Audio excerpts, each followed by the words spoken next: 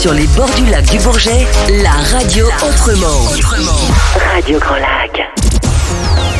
Rapprocher le monde des adultes et celui de la jeunesse pour n'en faire qu'une seule galaxie, c'est Place au possible avec Camille et Julie sur Radio Grand Lac.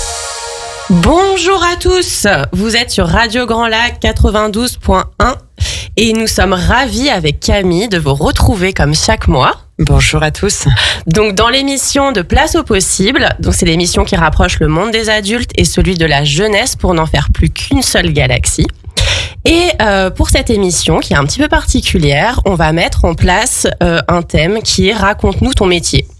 Et aujourd'hui, on va vous expliquer, vous poser des questions sur le métier de consultante en marketing digital.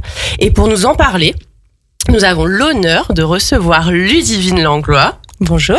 Qui est fondatrice de DMC Digital Mountain Consulting. C'est ça. C'est ça ? J'ai bien prononcé.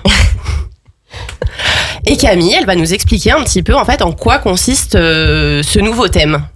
Alors c'est vrai que nous, on a voulu surtout donner la parole aux professionnels, car l'orientation suscite souvent des appréhensions, beaucoup de questionnements des parents, des ados, et c'est vrai que la meilleure façon, c'est quand même de discuter avec des professionnels, voir un peu la réalité du terrain, voir un peu leur parcours, qu'on leur raconte, surtout des parcours qui sont pas forcément linéaires. On a pu voir que beaucoup de professionnels n'ont pas eu forcément le métier qui suit son orientation d'origine. Donc c'est vrai qu'on a voulu donner la parole à des professionnels pour dédramatiser cette orientation et leur dire qu'effectivement leur parcours est fait de virages, d'embûches, d'obstacles et qu'on arrive toujours à trouver sa voie. Alors c'est vrai que pour commencer cette première émission de Place au possible avec Raconte-moi ton métier, on a voulu surtout parler d'un secteur, on va dire, qui suscite beaucoup d'engouement chez les ados, c'est un peu le digital. C'est un peu cette génération Z avec le numérique, ces enfants du numérique qui sont nés avec les technologies. Et c'est vrai que nombre d'élèves s'orientent dans ces filières pour aller notamment dans le digital. Alors aujourd'hui, surtout pour en parler, on a Ludivine. Merci en tout cas Ludivine. Merci à vous. Et donc du coup, c'est pour ça qu'on va se demander comment on est passé de la Bourgogne à Val Thorens et devenir une véritable chef d'entreprise dans le monde du digital. Bon, alors pour la petite histoire, le fait de passer de la Bourgogne à Val Thorens, c'est surtout l'histoire d'un rêve de gamine en fait. Voilà, celui de vivre à la montagne tout simplement. Et puis clairement, j'ai accroché sur la station de Val Thorens. Ça a été mon coup de cœur. Donc j'ai tout fait pour réaliser mon rêve, tout simplement. Alors, pour vous expliquer un petit peu mon parcours, donc moi j'ai fait un bac économique et social. Je sais pas si ça existe encore d'ailleurs. Alors plus maintenant, mais c'est vrai qu'il y a toujours des spécialités de sciences sociales et puis à GGSP, moi des histoires géo, les mêmes matières que de l'époque. D'accord, ok. Voilà, donc c'était le bac un petit peu généraliste puisque j'étais vraiment en recherche de ce que je voulais faire, un peu comme tous les jeunes, quoi, j'allais dire. Donc, je cherchais quelque chose de quand même assez généraliste et qui pouvait m'ouvrir le plus de portes possible. Parce que, d'ailleurs, c'est ce que je conseille quand même quand on est un peu perdu. C'est bien de s'ouvrir vraiment à toutes les possibilités parce que c'est en testant aussi qu'on apprend et qu'on peut se révéler et découvrir aussi ses appétences. Et toi, Ludivine, est-ce que tu as été aidée dans tes choix d'orientation scolaire ? Alors, j'allais dire oui et non, parce que c'est vrai que le système scolaire nous pousse pas énormément, en tout cas moi à mon époque, à vraiment nous guider. Enfin, c'est vrai qu'on nous mettait tout de suite dans 3 cases différentes, en tout cas pour le général, la case scientifique, la case littéraire et la case économique et sociale, où c'est un peu ceux qui ne savent pas trop s'ils sont littéraires ou scientifiques. Voilà. Et moi j'étais les deux pour le coup. J'étais quelqu'un à forte appétence scientifique, en tout cas. C'est vrai que en seconde, je m'orientais plutôt, je voulais être pilote de chasse, pilote de ligne, vraiment je rêvais au métier de l'aviation. Donc je m'orientais surtout vers les filières scientifiques en tout cas, mais j'étais quelqu'un de très littéraire et vraiment ce côté artistique où j'aimais beaucoup écrire, où j'étais assez fleur bleue et dans mon monde, dans ma ligne. Merci Ludivine. Et c'est vrai qu'après ce parcours donc du coup ES, donc économique et social, on t'a orienté directement sur des études supérieures directement liées à ton activité actuelle, ou au contraire, là, t'as là aussi essayé d'aller voir des portes ouvertes, t'as regardé, t'as eu peut-être des discours inspirants, Tout à fait. qui t'ont aidé à faire tes choix. Tout à fait. Alors, en fait, à ce moment-là, je ne savais pas quoi faire, quelle orientation choisir, la fac. Alors je me disais peut-être fac de droit, parce que ma sœur avait fait une fac de droit, donc je me disais après tout pourquoi pas, ça a l'air d'être assez général, pourquoi pas de faire du droit. Mais voilà, j'étais pas emballée, j'avais pas de lumière, enfin donc je suis allée à un train de l'orientation, ça s'appelait le train de l'orientation d'ailleurs. Donc une petite journée dédiée à l'orientation avec voilà des écoles, des filières un peu différentes, des facultés, et tout de suite j'ai été captée par les écoles de commerce. Voilà, le discours, alors ils sont très forts là-dedans, c'est hyper marketing, on est un peu dans l'accroche, mais ça m'a plu. Ça m'a vraiment plu parce que déjà j'y suis allée avec mon papa, et c'est vrai que je suis issue d'une famille d'entrepreneurs, donc on a un peu ça dans le sang, et voilà, j'ai toujours été un peu poussée vers le monde de l'entrepreneuriat en fait, et c'est vrai que les discours de l'école de commerce me parlaient vraiment, parce qu'on était dans si vous ne savez pas encore ce que vous souhaitez faire, ou en tout cas dans quoi vous souhaitez vous orienter, on a ce qu'il vous faut, parce que finalement on s'ouvre à des cours hyper différents, des matières hyper différentes. Enfin, on va vraiment axer sur ce qu'on appelle les soft skills, donc le savoir-être.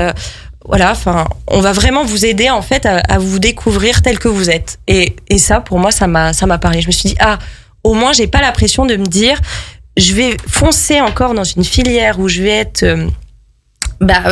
pieds et poings liés, voilà, dans une orientation. Et pour le moment, je ne sais pas, donc j'ai envie de tester plein de choses, voilà. Et l'école de commerce proposait notamment un parcours un peu pluridisciplinaire. C'est ça, tout à fait. Et tu as pu après te spécialiser petit à petit. Tout à fait. Et en plus, ça proposait aussi des cours en petits effectifs qui correspondaient aussi un peu au système scolaire. Parce que pour moi, la fac, je me connais. J'étais déjà pas assidue à l'école, voire pas du tout assidue à l'école, très rebelle. J'ai eu beaucoup de problèmes dans mon système scolaire, des gros problèmes de discipline notamment. Je ne pouvais pas aller dans des amphithéâtres et me noyer à la masse.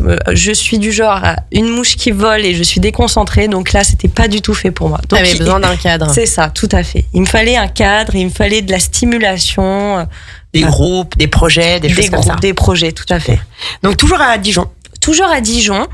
Alors bien entendu, j'aurais voulu faire l'école de commerce de Grenoble. J'avais le projet aussi de faire un ski-études, et l'école de commerce de Grenoble le proposait. Malheureusement pour tout simplement un souci de l'ordre familial, j'ai souhaité rester assez proche de ma famille, de mon environnement familial.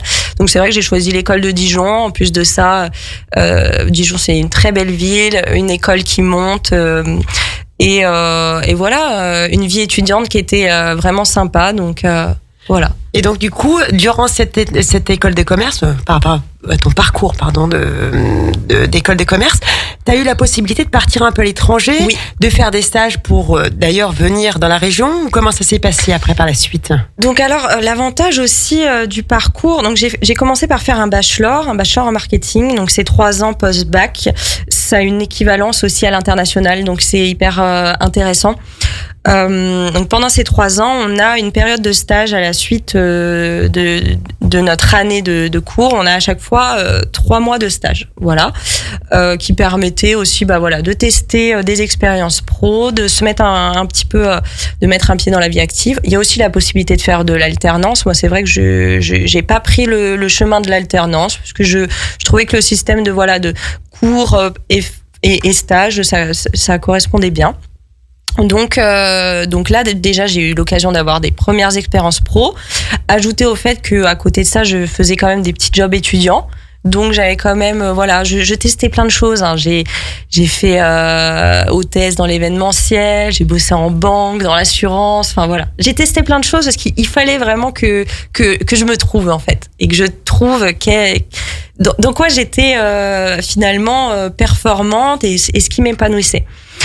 À la suite du coup de mon bachelor, je pouvais clairement avec mon bachelor rentrer dans la vie active et d'ailleurs j'avais une proposition de la part du Crédit Agricole en CDI. D'ailleurs j'ai fait mes entretiens ici à la mode Cervelex, voilà. Et j'avais une proposition de CDI à Courchevel. Donc pour moi ça matchait totalement. Le rêve, ski, les montagnes. Mais le hic, c'était la banque. Le hic, c'était le métier en banque. T'as pas aimé tes expériences dans la banque? Eh ben non. Non, en fait, alors c'était chouette hein, comme job étudiant. Je faisais ça pendant mes vacances. C'était un boulot sympa, mais non, ça te plaisait pas. Ça ne me plaisait pas. Voilà, ça ne me convenait pas. Je m'ennuyais. En plus de ça, je ne pouvais exercer aucune forme de créativité. Et ça, vraiment, c'était un frein pour moi, clairement. Donc, finalement, j'avais un peu de temps pour donner ma réponse et j'ai réfléchi. Et je me suis dit, dans quoi tu t'embarques ? Dans quoi tu t'embarques ? Faut pas. Il ne faut pas. Vraiment, j'ai eu un ressenti où je me suis dit non. Et du coup, je me suis posé la question, mais qu'est-ce que tu veux faire vraiment ? Finalement, je me disais, le marketing, c'est quelque chose qui pourrait m'intéresser. J'ai envie d'aller un peu plus loin, mais j'étais pas encore sûre. Donc je me suis quand même laissé 1 an parce que de toute façon, il était trop tard pour que je poursuive une suite en fait. Les dates de concours ou les dates d'entrée à la fac, tout ça était un peu dépassé. Donc je me suis dit je vais me laisser un peu de temps. J'ai fait un service civique. C'était une super expérience. J'ai fait un service civique dans la communication du coup pour une association qui s'appelle Entreprendre pour apprendre et pour vous connaissez effectivement.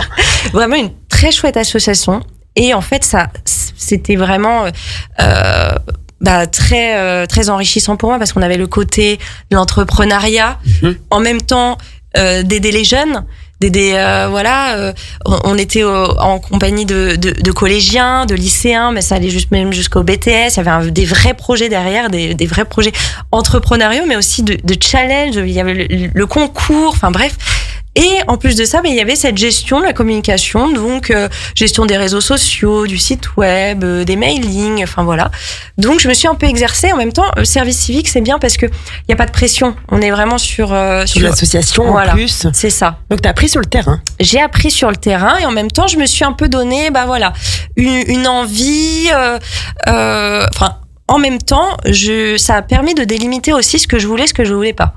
Donc c'était assez formateur et par la suite de ça je me suis dit je veux faire du marketing, de quoi j'ai besoin. J'ai regardé, c'est vrai que les postes en marketing demandent plutôt un niveau master, donc ce pourquoi j'ai continué sur un master. Donc après j'ai fait le master grande école à BSB, à Burgundy School of Business, donc on est sur un master management et à la suite du coup de mon master management en fait j'ai fait tout mon parcours en parcours anglophone, donc parcours international, où tout du bachelor jusqu'au master, tout est en anglais. Nos professeurs sont d'ailleurs des étrangers, des intervenants surtout professionnels étrangers, et la plupart en fait de mes camarades étaient étrangers, issus de tout pays différents. Quelque chose de hyper riche, hyper stimulant, à la fois assez compliqué parce que de faire ces cours tout en anglais c'est pas toujours facile, ouais. Mais à la fois c'était aussi plus facile pour moi comme le master nécessitait de faire un minimum de 6 mois à l'étranger. Pour le coup, j'étais pas dépaysée quand je suis partie faire mon semestre parce que voilà, à part le fait qu'on était dans un autre pays, j'ai fait mon semestre du coup à Budapest en Hongrie. À part le fait que on était en Hongrie, donc bien dépaysé. Sinon, il n'y avait pas de problème par rapport à la communication. Tout à fait. Et à la sortie du coup de ton bachelor, de ton master, derrière, tu faisais ton stage, donc t'es revenu d'Erasmus entre guillemets. Voilà. Et t'es revenu et t'as eu une proposition de stage et après une proposition d'emploi dans ce domaine-là ou? C'est ça. Alors en fait, depuis Budapest, il fallait que je trouve, du coup, à la sortie du semestre, il fallait que je trouve directement un stage de fin d'études. Et de là, en fait, j'ai trouvé cette super opportunité de stage en tant que chargée de marketing digital pour le groupe Montagnette, donc qui était basé à Val Thorens. Enfin, le stage était basé à Val Thorens, dans un hôtel du groupe, le hameau du Cachemire. Donc voilà, en fait, j'ai atterri, je pense, le 20 décembre. Le 2 janvier, j'étais à Val Thorens, je commençais mon stage. Et vraiment une expérience incroyable. Bon, malgré tout, en fait, j'ai eu quand même un petit souci, c'est le confinement, la fermeture de la station, voilà, qui est tombée en plein dedans, parce que sinon c'est pas drôle. C'est tombé, la super année. C'est tombé, pour les stations. En fait, au bout de même pas 3 mois de stage, quoi. Donc en fait, mon rêve de gamine s'écroule d'un seul coup. Je suis à Val Thorens, je fais un stage qui est incroyable, une mission qui me stimulait vraiment. Tout se déroulait comme sur des roulettes, et là, d'un seul coup, tout s'écroule. Tout s'arrête. Ouais, tout s'arrête. Mais finalement, pour mieux rebondir, en fait, puisque finalement, j'ai été confinée à Val Thorens, mon stage s'est prolongé, du coup. Enfin, j'ai pu récupérer au déconfinement. J'ai pu prolonger mon stage, et finalement le confinement m'a aussi beaucoup servi parce que j'ai pris de recul sur énormément de choses, et je me suis mis du coup aussi sur le projet de à la suite de ton stage, qu'est-ce que tu vas faire et j'ai proposé du coup je me suis créé un peu mon poste, parce que je leur ai proposé d'être community manager, mais aussi assistant de direction pour l'hôtel, donc un poste hybride. Voilà. Une création de poste. Création de poste. Vous pouvez allier les deux. Tout à fait. Parce que, en fait, à ce moment-là, je me disais, pourquoi pas être sur l'exploitation? Pourquoi pas tenter? Mais en même temps, je voulais être aussi community manager. Donc, pareil, j'étais encore en recherche et je voulais tester. Et pour finalement découvrir qu'en fait, je ne voulais pas de l'exploitation, je voulais juste être dans la communication. Donc, du coup, voilà, j'ai switché un petit peu au fur et à mesure. Ça t'a permis d'expérimenter tous les domaines et tout de trouver c'est ça. Et trouver vraiment ce qui me faisait vibrer. Et du coup, c'était vraiment la communication et la communication surtout en montagne, et encore plus dans le secteur de l'hospitalité, parce que pas que on dit hôtel, mais il y a aussi tout ce qui tourne autour de l'hospitalité, hein, parce que maintenant je travaille avec des hôtels, mais des restaurants, des agences immobilières, enfin voilà, tout ce qui tourne autour de comment on accueille le client, comment on fait vivre des moments. Et donc, à la suite de ton stage, ils t'ont proposé un poste en CDI. Enfin, c'est toi qui as... En CDD. En CDD. Donc, c'est toi qui a proposé, en fait, ce poste-là. Voilà, tout et à donc, fait. t'as été prise en CDD directement après tes études supérieures. Ouais, tout à fait. Dans un lieu où Val Thorens, tu connaissais pas. Enfin, t'es tombée là-bas par hasard et t'as aimé, et t'es restée là-bas depuis. Alors non, je suis pas tombée par hasard, parce que je connaissais déjà. Je venais ici en vacances. En fait, je faisais du ski quand j'étais un peu plus ado, et du coup, je faisais un peu de compétition. Donc, je venais à Val Thorens assez souvent, et j'ai vraiment craqué pour cette station, parce que je venais dans pas mal de stations. Et c'est vraiment, il y a eu quelque chose avec Val Thorens. Il y a eu un coup de cœur, et en fait, le fait de venir, de m'installer, enfin de faire mon stage, d'être confinée, donc de vivre vraiment Val Thorens à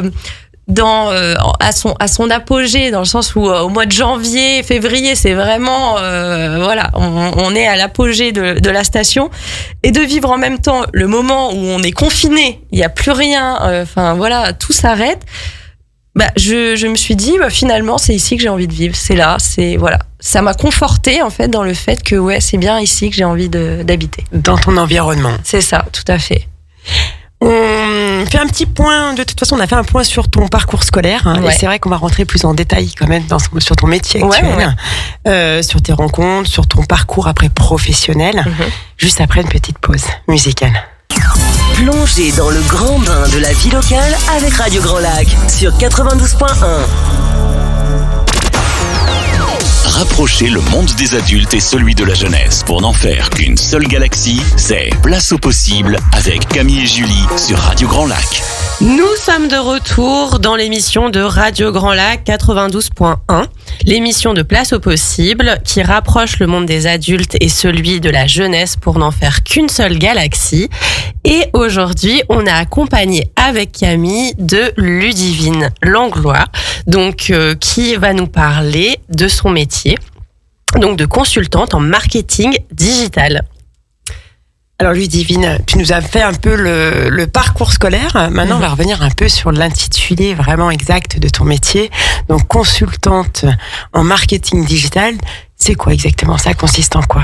Alors ça consiste en quoi? En fait, chaque problème a une solution et mon but, c'est de trouver une solution donc digitale au problème de mes clients.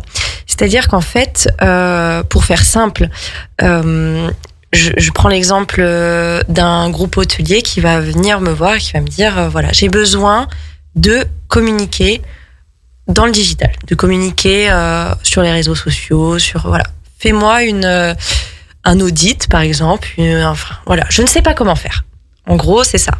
J'ai un problème, il me faut une solution et donc moi, je vais déjà voir qu'est-ce qu'on a d'existant, qu'est-ce qu'on peut faire, comment on peut communiquer, quelles solutions on peut déployer pour communiquer et selon ses envies, ses besoins, suivant aussi ses clients et les clients qui souhaitent targeter. Bon, voilà. Donc l'image qu'il veut véhiculer aussi, tout tu à fait. Prends en compte aussi. Tout à fait. En fait, je fais vraiment du service sur mesure. Parce que ça va vraiment répondre aux problèmes en fait qu'on me pose. Est-ce que ça va être un besoin de juste faire un audit et par exemple déployer une séance de coaching, de conseil en marketing avec peut-être le déploiement d'une stratégie marketing, d'un plan de communication. Ou alors, ça va être juste de la gestion de réseaux sociaux, par exemple du community management, ou alors la création de newsletters, d'articles de blog, de la création tout simplement de contenu, photos, vidéos à mettre sur LinkedIn, sur TikTok, voilà. Et t'as quel type de clients aujourd'hui? Aujourd'hui, alors j'ai plutôt des entreprises, des grosses entreprises quand même. On va être sur du groupe hôtelier, sur des agences immobilières assez prestigieuses, des marques aussi. Voilà, surtout dans le milieu de la montagne. Ok. Voilà, qui rayonne plutôt sur les stations de ski. Voilà, dans le secteur de l'hospitalité plutôt parce que c'est vraiment ma spécialité. Mais pas que, parce que après je suis ouverte aussi aux nouveaux projets, aux nouveaux challenges. Faut que ça corresponde aussi un petit peu à mes valeurs, à ce que j'essaye de faire, parce que c'est vrai que je propose un produit qui est assez, alors je dirais pas unique, mais qui est quand même assez, si vous voulez, j'essaye de répondre au mieux et de façon sur mesure aux besoins de mon client. Donc, je vais vraiment déployer quelque chose qu'on ne retrouvera pas dans une agence de communication classique, par exemple, parce que je propose pas du package déjà tout prêt. Je propose pas je communiquerai pas de la même façon d'un client à l'autre. Tu fais du sur-mesure. Je fais vraiment du sur-mesure. Tu prends en compte l'identité, l'ADN de l'entreprise. Tout à fait. Et du coup, si j'ai bien compris, si je résume, marketing digital, ça englobe quand même pas mal d'activités. Oui. Il y a de la créativité, et il y a du graphisme, et il y a de la création de contenu, donc du rédactionnel. Tu gères tout ça? Je gère tout ça et si je ne peux pas le gérer, je le fais déléguer ou alors je travaille aussi en collaboratif. D'accord. Donc voilà. Donc il y a de la photographie, des choses comme ça Tout aussi, à fait. ou que tu prends toi, tu prends aussi. Que je prends moi ou alors que je délègue à des vidéastes, des photographes. Voilà. D'accord. Et si tu avais à nous raconter une journée type, par exemple, notamment du consultant en marketing digital. Alors, pas de Ludivine Langlois aujourd'hui. Oui. Ma journée type, ce serait déjà de me lever assez tôt parce que surtout en période hivernale où je travaille avec des hôtels qui fonctionnent plus ou moins 24 heures sur 24, voilà. Donc on a déjà le petit déjeuner à couvrir, ça c'est quelque chose. Voilà, par exemple, si j'ai des clients qui ont besoin d'une création de contenu en live pour le buffet du petit déjeuner, il faut que je sois à l'aube à l'hôtel. Donc je vais me lever déjà bien plus tôt. perso. Je vais aussi checker mes mails, toutes les tâches que j'ai à accomplir pendant ma journée, que ce soit la mise en place de postes ou alors des rendez-vous clients. Je vais partir sûrement sur le petit déj, sur peut-être de la création de contenu en montagne, parce qu'il suffit qu'il y ait eu une tombée de neige pendant la nuit que la journée s'active un petit peu. Et après, ça va être surtout de me déplacer chez mes clients, parce que ça, c'est vraiment ce que je propose, d'être là et d'avoir une proximité et de pouvoir aussi produire du contenu live. Alors si c'est pas par moi, ce sera par quelqu'un d'autre, mais aussi d'offrir un service où vraiment je suis hyper flexible et réactive, donc je suis toujours en train de checker mes notifications, mes mails pour pouvoir répondre aux besoins de mes clients. Donc après, je vais être aussi, par exemple, en fin de mois, je vais être plus sur la création de planning éditoriaux pour pouvoir livrer cela à mes clients en validation avant le début du mois suivant. Donc là, je vais préparer un petit peu tous les plannings de posts sur les différents réseaux sociaux, ou par exemple aussi les articles de blog, les newsletters. Voilà. Donc tout ça, je vais le faire aussi en fin de mois, et je vais faire aussi ma facturation. Voilà. C'est la comptabilité, il y a quand même aussi ce rôle d'entrepreneur, c'est-à-dire chef d'entreprise, où on a quand même tous les domaines aussi à côté. Tout à fait. L'administration, la facturation. Et puis après, je dirais qu'il n'y a pas forcément de journée type, parce qu'il n'y a aucune journée qui se ressemble dans ce que je fais. Dans ton métier. Voilà. Mais c'est ce qu'il faut souligner aussi, c'est que toi, tu as fait le choix de pas être salarié, parce qu'on peut trouver des postes de consultant en marketing digital en tant que salarié. Toi, aujourd'hui, tu as fait le choix de monter ton entreprise. Donc, ça incombe d'autres choses. Par exemple, est-ce que tu peux nous dire sur une semaine, combien d'heures de travail effectif tu vas faire, ou tu les comptes pas? Je les compte pas. Alors c'est pas parce que ça me fait peur, mais c'est surtout parce que j'allais dire, quand on aime, on ne compte pas. Mais c'est un peu ça. Déjà, tu travailles du lundi au dimanche. T'as quand même des jours de repos? Non. Alors c'est pas parce que je ne peux pas, je pourrais, clairement. Mais c'est plus parce qu'en fait, je me donne une flexibilité où je vais m'accorder des moments. Où je vais me faire des pauses, où je vais me donner du temps libre, mais je pense que je préfère aussi tous les jours. Je n'arrive pas à me dire je vais poser mon téléphone, je vais plus regarder. J'arrive pas. C'est pas que je peux pas, c'est que je ne veux pas. Donc tu ne coupes jamais ton téléphone? Je ne coupe jamais mon téléphone, quasiment jamais. Ok. Et pour les jeunes qui nous écoutent, tu peux nous dire justement pourquoi tu as fait ce choix-là d'être entrepreneuse et pas de passer par la case salariée? Alors en fait, c'est vrai que je me suis plus ou moins dit quand même, je vais faire mon expérience avant de me lancer dans l'entrepreneuriat, parce que c'était quand même quelque chose qui me faisait envie. Mais j'avais en fait cette croyance de me dire que il fallait faire son expérience, acquérir des compétences, des connaissances, et avoir un petit schéma professionnel classique, en fait, qui rentrait bien dans le moule. Mais finalement, j'étais un petit peu, je voulais un nouveau challenge professionnel. Donc j'avais fait moins d'1 an en tant que salarié.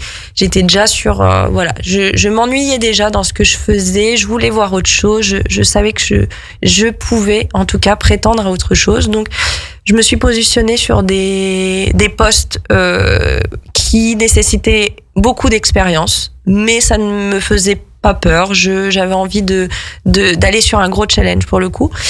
Et à côté de ça, c'est vrai que j'avais eu des propositions en fait d'entreprises qui me demandaient on voit ce que tu fais au niveau de la communication, est-ce que potentiellement tu pourrais nous faire la même chose, potentiellement tu pourrais nous faire une mission en freelance. Donc j'étais un peu en balance, en train de me dire qu'est-ce que je fais avec ça, est-ce que je me lance dans le freelance, parce que j'avais déjà commencé à mettre un petit pied dedans. Je faisais déjà avec l'influence, j'avais déjà ouvert mon siret d'auto-entrepreneuse et je faisais déjà des petites missions comme ça à droite à gauche. Et en plus de ça, j'avais commencé à faire une petite mission en freelance, voilà, pour mettre déjà un petit pied dedans. Et c'est vrai que voilà, j'étais tiraillée un peu dans le sens où on me proposait vraiment des postes, vraiment des postes de rêve avec des super challenges. Et je me disais finalement, c'est pas que c'est trop facile, mais il manquait quelque chose. Mais je me disais finalement, si on me propose là, si on me dit oui au poste, si on me dit oui à un CDI qui normalement en plus nécessite de l'expérience et qu'on me dit votre profil nous plaît. C'est ça qu'il faut retenir, c'est que mon profil, il plaît. Et s'il plaît aujourd'hui, il plaira demain. Et finalement, pourquoi pas me lancer dans cette aventure de l'entrepreneuriat, parce que au pire, si dans 6 mois ça marche pas, j'irai postuler en tant que salarié. Et je me disais, finalement, faut le tenter. Parce que voilà, c'est vrai que quand on a un profil qui plaît aux recruteurs, voilà, faut pas se mettre de limites. Je veux dire, c'est ce qu'on disait tout à l'heure, on en parlait avant l'émission. Toi, t'es jeune et t'as monté dans l'entreprise et c'est super, mais c'est ce qu'on disait aussi, il faut avoir un profil d'entrepreneur. C'est-à-dire, c'est ce que tu le disais très bien, c'est qu'on sait pas combien on va gagner chaque mois et qu'il faut avoir un tempérament assez optimiste pour pouvoir dormir le soir et ne pas se projeter en fait à 6 mois et voilà, avoir une capacité de travail aussi assez importante parce que faut pas compter les heures et faut pas avoir forcément besoin d'un cadre financier. Enfin voilà. Tout à fait. En fait, je dirais que l'entrepreneuriat ne convient pas à tout le monde de toute façon. Après il faut le tenter, mais il y a quand même des freins dans le sens où si vous êtes déjà quelqu'un qui est stressé au travail en tant que salarié, faut se poser des questions parce que c'est pas forcément l'entrepreneuriat qui va vous enlever toute forme de stress, hein. Loin de là, parce que pour le coup c'est vrai que cette petite sécurité et ce moule qu'on a quand on est salarié, alors là pour le coup là on est en chute libre, donc il y a plus de cadre en termes d'horaire, en termes de sécurité de l'emploi, de sécurité financière, on le disait, et de tout en fait, parce qu'on se prend tout pour soi-même. C'est-à-dire que si le client en face de vous il est pas content, il y a plus d'histoire c'est de la faute du groupe ou c'est de la faute de l'équipe. Bien sûr, il y a des responsabilités à avoir. Et c'est vrai qu'à 27 ans, c'est quand même assez étonnant, c'est ambitieux. Il faut avoir les compétences et il faut surtout se connaître. Et tu le dis d'ailleurs, à un moment donné, il faut croire en soi car personne ne le fera à sa place, à ta place. Tout à fait. C'est ce qui te guide aujourd'hui. Tout à fait. En fait, c'est ça. Je me dis, je suis pas parfaite et j'ai encore plein de choses à apprendre. Et dans tout ce que je fais, d'ailleurs, depuis que j'ai commencé, je ne fais plus les mêmes missions que je faisais il y a 3 ans. Et mon métier a totalement évolué. Aussi, j'ai pris en compétences, en connaissances. Et puis, je développe de nouvelles choses. Je suis constamment en train de me remettre en question, de remettre en question mon travail, de chercher de nouveaux challenges. Surtout dans ce secteur, perpétuelle évolution. Tu te formes du coup régulièrement ? Oui. Parce que ces nouvelles technologies, ces applications, ces réseaux qui évoluent à vitesse grand V. On n'a pas le choix. Exactement. On n'a pas le choix que de se former. Tout à fait. Il faut en fait. Le digital, c'est vraiment déjà un métier de tous les jours. Il faut être connecté tous les jours. C'est vraiment, si vous êtes quelqu'un de pas connecté, c'est pas la peine de se lancer là-dedans parce qu'il faut en fait, ça va tellement vite et il faut se former, être curieux, vraiment limite d'anticiper en fait ce qui va se passer demain, de vraiment ne pas être en retard sur ce qui va se passer demain. C'est ça. Et surtout être créatif. Tout à fait. Être inspiré, être créatif, parce qu'au bout d'un moment, on a tendance à voir toujours les mêmes publications, toujours un peu, effectivement, des choses redondantes. Et il faut trouver la créativité. Il faut se dire, aujourd'hui, comme tu dois publier quand même régulièrement, il faut trouver cette créativité. Tout à fait. C'est la première qualité, de toute façon, pour bosser dans la communication. Hein. Ça, il n'y a pas de secret. Si on n'est pas créatif, honnêtement, on pourra faire toutes les formations du monde. On ne sera pas efficace, en tout cas. Si tu avais à me lister rapidement les compétences vraiment indispensables pour ce métier. Alors moi, je dirais donc la créativité, la curiosité et après la rigueur quand même, l'organisation. Oui. Ouais. Ça, c'est C'est primordial. c'est primordial. Il nous reste quelques minutes avant notre pause musique. Après, on pourra dire quelques mots aussi sur ton métier d'influenceuse. Ouais, tout que à tu fait. parles un petit peu Tout à fait, parce aux jeunes de ce métier autant c'est vrai adulé je te le cache pas, controversé. Ludivine, Oui. on a quand même énormément de jeunes qui nous parlent aujourd'hui d'un choix d'orientation, d'un choix de métier qui pour eux est un métier de rêve. C'est-à-dire, je veux être influenceur car c'est un métier de rêve. Ah, mais ça ne m'étonne pas parce que c'est vraiment le retour que j'ai et que nous avons aussi confrères, j'allais dire, pas influenceurs, créateurs du contenu, enfin des personnes qui s'exposent sur les réseaux, on va appeler ça comme ça plutôt, parce qu'il n'y a pas que les influenceurs, enfin voilà.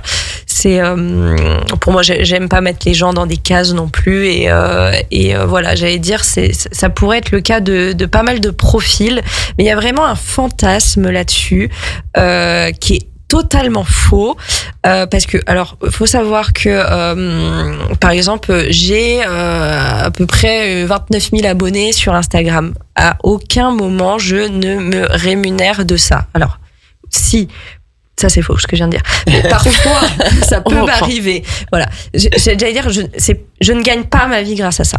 C'est-à-dire, je vais faire des collaborations qui sont parfois rémunérées en nature, surtout, mais qui peuvent être rémunérées, à des moments, je peux faire des factures, mais ça ne va pas payer. Ça te ferait pas vivre. Non, pas du tout. Voilà. À aucun moment. Après, je dis pas que ça peut pas être impossible. Peut-être que si je me mettais à 200% là-dedans, peut-être que ce serait possible, mais ce serait difficile et honnêtement, oui, ce serait compliqué. Et puis de là à en gagner vraiment décemment sa vie, alors faudrait peut-être que j'ai 1 million d'abonnés sur Instagram, mais c'est pas le cas. Il faut pas oublier, il y a quand même énormément de travail. C'est pas juste, j'allume mon téléphone, je me branche sur les réseaux et je me dis c'est bon, je raconte ma vie, je commence à faire des stories et puis du coup c'est bon, je gagne ma vie. C'est ça, non, tout à fait. Un réel travail, il y a une équipe. Et puis il faut une visibilité. N'importe qui ne peut pas passer de 1 abonné à 1 million, c'est pas possible. Voilà. Donc il y a une réalité qui est derrière ça. On fantasme sur le fait que quand on a un peu d'abonnés sur Instagram, on gagne sa vie, c'est pas vrai. Donc non, faut arrêter avec ça. Et je souhaite pas promouvoir ça non plus parce que honnêtement moi c'est plus un loisir qui demande beaucoup de travail, qui demande beaucoup d'investissement. Après moi je le combine avec ce que je fais aussi pour mes clients parce que c'est vrai que c'est ce qui m'a aidé aussi à être sur le terrain, j'allais dire, des réseaux sociaux, à explorer l'outil. Donc mais certainement pas à gagner ma vie et non, après tout ce que je fais aussi, tout travail il mérite salaire. Après si c'est en avantage en nature, voilà, ce que je fais derrière, c'est du temps de travail. C'est pas que du loisir. Par exemple, je vais faire une collaboration, admettons, dans un restaurant. Je vais faire toute la création de contenu qu'il y a derrière et je vais pas passer non plus un moment full détente avec mes potes. Donc, merci Ludivine. On se retrouve après une petite pause. À tout à l'heure. Vous écoutez Radio Grand Lac sur le 92.1 FM. Rapprocher le monde des adultes et celui de la jeunesse pour n'en faire qu'une seule galaxie, c'est Place au possible avec Camille et Julie sur Radio Grand Lac. Nous sommes de retour sur Radio Grand Lac 92.1 dans l'émission Place au possible qui rapproche le monde des adultes avec celui de la jeunesse pour n'en faire qu'une seule galaxie. Et aujourd'hui avec Camille, on reçoit Ludivine Langlois qui nous parle depuis le début de l'émission de son métier de consultante en marketing digital. Alors Ludivine, on a fait un peu le tour de toutes tes casquettes. On en a oublié une encore. C'est un peu la casquette, notamment d'écrivain. Là, on est en train de faire, tu es en train surtout de faire un super projet, notamment avec la publication de ton livre. Tu peux nous en parler un petit peu ? Oui, alors c'est un projet qui est assez nouveau, qui m'est tombé dessus comme ça, comme quoi la vie est bien faite. Finalement, j'arrivais un petit peu à un moment de ma vie où c'est vrai que j'étais en train de me révéler, j'allais dire, et vraiment de passer un petit peu côté obscur à la lumière finalement, plus dans mon épanouissement personnel, j'allais dire. Et puis en fait donc j'ai été diplômée il y a 3 ans maintenant, mais ma cérémonie de diplôme s'est déroulée 1 an après à cause du Covid. Et c'est vrai que à la suite de ma cérémonie de diplomation, j'ai fait un post sur les réseaux sociaux où en fait je disais tout simplement que voilà, je suis diplômée et je suis assez fière de moi parce que finalement j'ai pas eu un parcours scolaire facile, j'ai même très compliqué.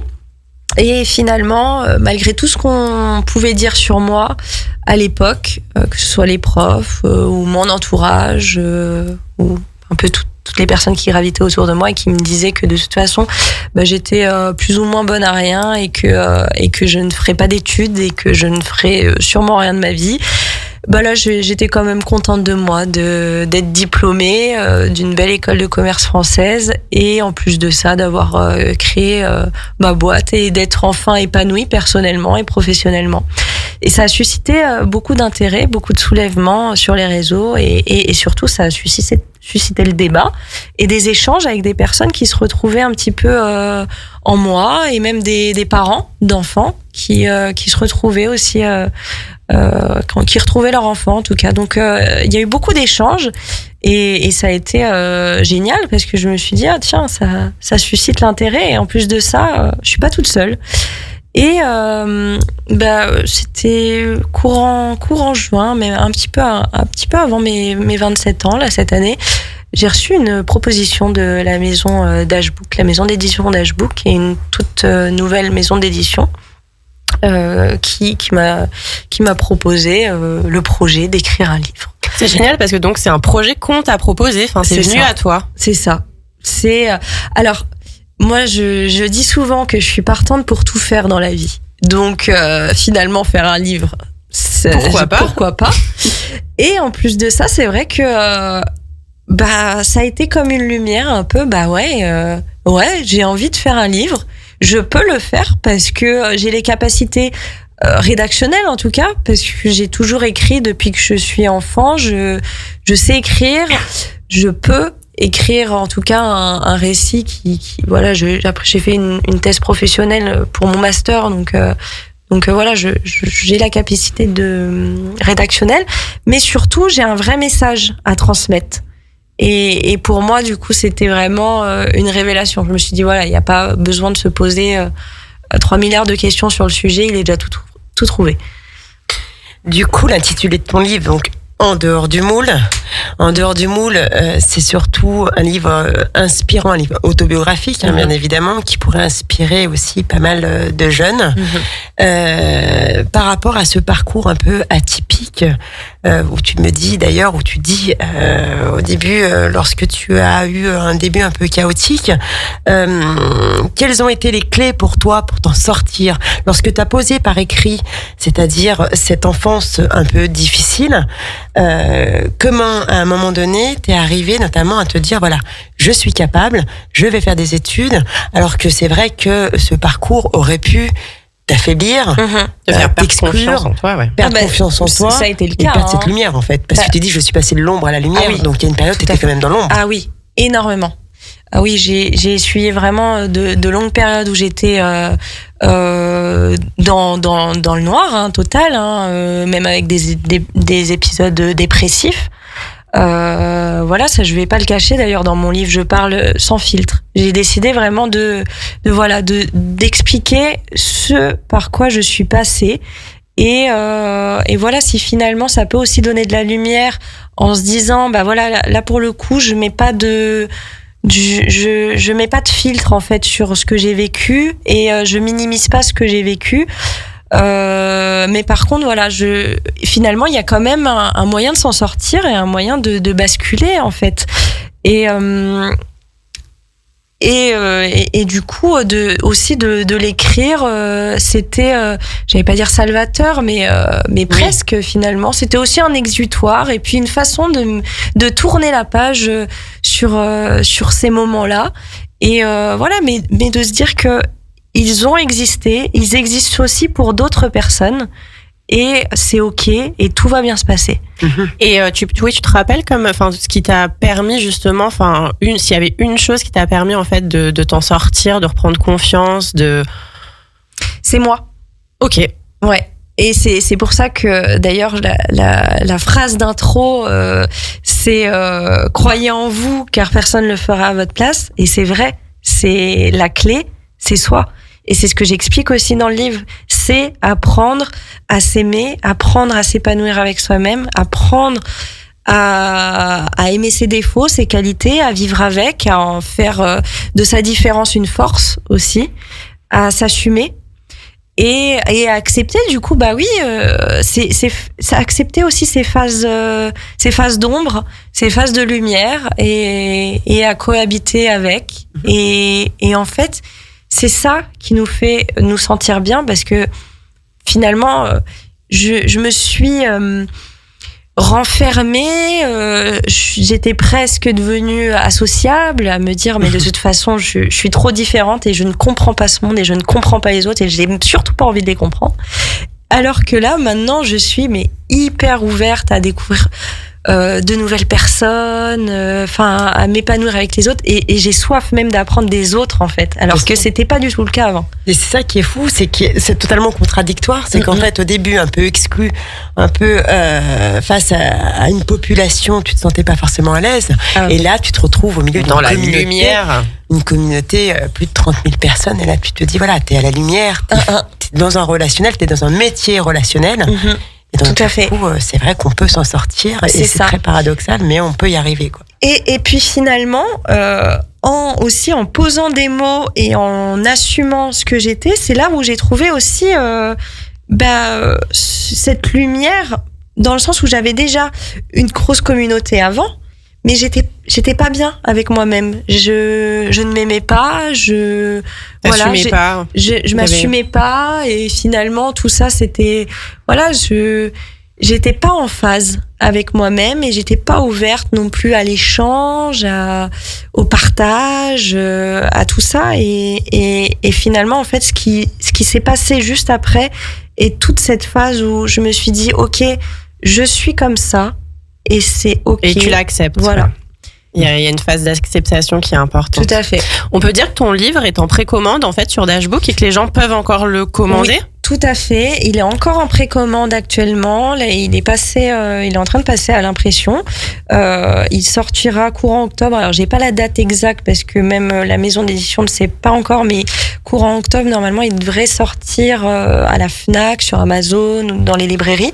Mais là, on peut déjà le précommander, en tout cas, pour avoir son exemplaire dès sa sortie. Et bon, on va faire ça, super. Merci Ludivine. Pour les 5 minutes qui restent, Camille, on fait notre interview up and down. Comme à chaque fois, c'est un peu notre repère d'émission. En fin d'émission, on répond à quelques petites questions assez rapides. C'est vraiment le côté spontané sur l'interview up and down. Donc la première question, c'est qu'est-ce que tu adores dans ton job surtout ? Ce que j'adore, c'est que aucune journée ne se ressemble et je ne m'ennuie jamais. Et du coup, la chose que tu détestes le plus ou que tu n'apprécies pas ? Quand je dois courir après mes factures. Ça, c'est le côté entrepreneuse. On ne va pas faire passer un message aujourd'hui en direct. On va pas lister les personnes qui sont en retard de paiement. Hashtag rend l'argent. Exactement. Est-ce que tu peux nous dire si tu as déjà connu un échec professionnel, qui t'a marqué ? Oh oui. Oui, j'allais dire, j'en ai connu plein d'échecs professionnels.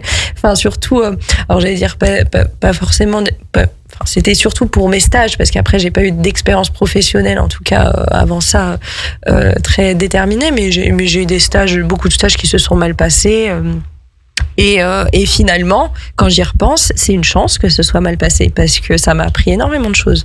Ouais, mais bien sûr, c'est des expériences. Tout à fait. Et ta plus grande réussite ? Et ma plus grande réussite, c'est forcément ce que j'ai créé. C'est Digital Mountain Consulting. C'est l'aboutissement c'est le prolongement de ma personnalité. Mais c'est difficile à expliquer en fait parce que c'est moi en fait. C'est moi, c'est ma vie. C'est tout ce que j'ai réussi à articuler autour de ça. Super. Merci. Et la dernière chose, tu rencontres énormément de personnes. Et je pense dans toutes ces personnes, tu as dû rencontrer ou tu as pu peut-être rencontrer des personnes un peu décevantes ou peut-être des illusions sur certaines personnes. Bien sûr. J'ai même rencontré, pas rencontré pour le coup, mais j'ai travaillé avec quelqu'un brièvement avec qui ça s'est pas hyper bien passé, donc voilà, après ça fait partie du jeu aussi, et puis pareil, c'est un apprentissage aussi, voilà, tout le monde n'est pas bienveillant, et surtout sur les réseaux sociaux, sur les réseaux sociaux d'ailleurs, il faut faire très attention quand on est sur les réseaux sociaux, ça je tiens à le préciser aussi. Prévention, attention, tout ce que vous publiez sur les réseaux sociaux a un impact, a une incidence, donc s'il vous plaît, faites très attention. Et de ne pas le prendre pour soi à chaque fois personnellement, parce que c'est vrai que tu dois en avoir quand même sur toutes tes publications. Tout à fait. Essayer de prendre et de laisser surtout et de te protéger. Oui. Mais ça s'apprend. Hein. Ça, il faut avoir beaucoup de recul là-dessus. Ça s'apprend, et c'est pour ça, comme je dis, faites attention avant de publier quelque chose. Il faut vraiment réfléchir. Tout a une trace. Et l'empreinte digitale, elle existe bel et bien. Donc attention à ça. Et du coup, ta plus belle rencontre professionnelle? Et alors, ma plus belle rencontre professionnelle, je dirais que c'est Jennifer. Ça a été une amie déjà, et celle qui m'a permis sûrement d'éclore et d'avoir ce petit coup de pouce qui m'a permis de me révéler. C'était la directrice de l'hôtel dans lequel je travaillais à l'époque. Et voilà, vous connaîtrez un petit peu l'histoire dans le livre, et ça a été une très belle rencontre. Super. Merci Ludivine. En tout cas, avec plaisir. On incite bien évidemment pas mal de personnes à te retrouver sur les réseaux, mais surtout à acheter ton livre pour en savoir un peu plus sur ton métier, sur ton parcours. Ce parcours effectivement un peu atypique, qui n'est pas linéaire et qui est inspirant pour cette jeunesse, notamment sur ce milieu du média, du digital, du numérique. Merci en tout cas, c'était notre première, donc raconte-moi ton métier sur Place au Possible, que l'on anime donc une fois par mois avec Julie, tous les mercredis, les derniers mercredis de chaque mois sur 92.1. On se dit à très bientôt. À bientôt. Merci beaucoup. Merci. Radio Grand Lac. Votre radio.